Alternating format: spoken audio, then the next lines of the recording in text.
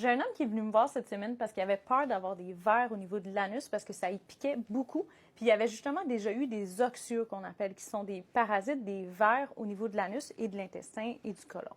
Donc, qu'est-ce que c'est exactement? Parce que c'est quelque chose qui est assez fréquent, surtout chez les enfants, donc les enfants qui vont à la garderie, parce que ça se propage facilement. Genre, c'est contagieux via... Parce que les enfants, souvent, ça va piquer beaucoup, ils vont se gratter, puis ils vont avoir des œufs en dessous des ongles, par exemple. Après, ils vont aller toucher autre chose. Puis les œufs sont très, très résistants. Fait qu'ils vont se propager, puis ils vont contaminer autre chose. Puis ça peut être la nourriture, puis souvent, dans une famille, ça va se propager assez rapidement.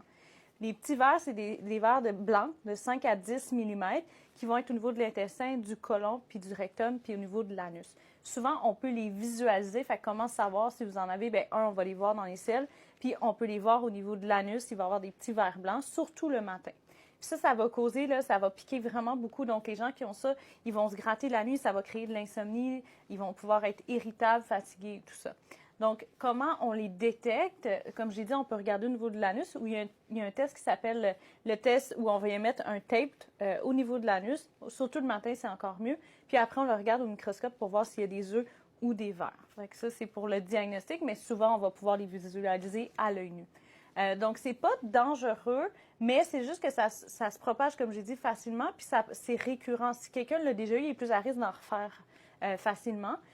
Pour le traitement, c'est un médicament, donc un antiparasitaire qu'on donne une dose et une deuxième dose 2 semaines plus tard pour éviter la recontamination parce que, comme je l'ai dit, il va y avoir les œufs qui vont s'être déposés puis ils peuvent éclore un petit peu plus tard. Fait que c'est pour ça qu'on donne la deuxième dose d'antiparasitaire.